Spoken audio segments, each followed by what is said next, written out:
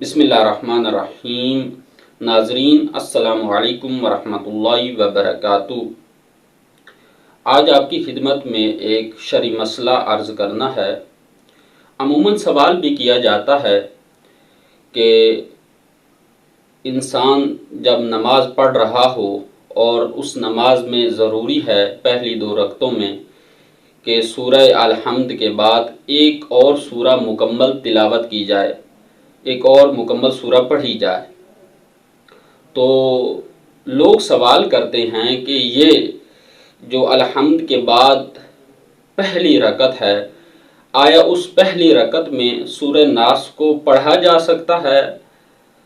کہ بعض لوگ یہ کہتے ہیں کہ عرف عام میں یہ مشہور ہے کہ سورہ ناس کو نہیں پڑھ سکتے کیونکہ یہ قرآن کی آخری سورہ ہے، تو لہٰذا اس کو نماز کی آخری رکعت میں یا دوسری رکعت میں پڑھ سکتے ہیں لیکن پہلی رکعت میں نہیں پڑھ سکتے۔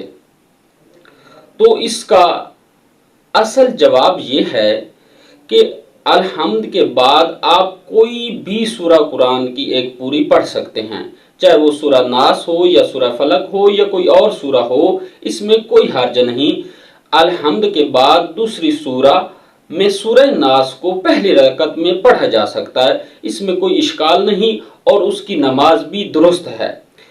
اور ہاں، اگر کوئی شخص یہ کرتا ہے کہ پہلی رکعت میں بھی الحمد کے بعد مثلا سورہ ناس پڑھتا ہے یا سورہ کوثر پڑھتا ہے، یعنی کوئی بھی سورہ پڑھتا ہے، اور پھر دوسری رکعت میں بھی وہ وہی سورہ پڑھتا ہے جو الحمد کے بعد پہلی رکعت میں پڑھی تھی، دوسری رکعت میں بھی وہی پڑھتا ہے، تو یہ مکروہ ہے۔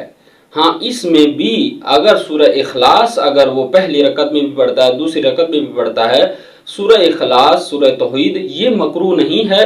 باقی اگر کوئی سورہ پڑھتا ہے تو وہ مکروہ ہے لیکن پڑھنا جائز ہے۔ تو لہٰذا پہلی رکعت کے بعد یعنی پہلی رکعت میں سورہ الحمد کے بعد سورہ ناس کو پڑھا جا سکتا ہے، اس میں کوئی حرج نہیں ہے۔ والسلام علیکم ورحمۃ اللہ وبرکاتہ۔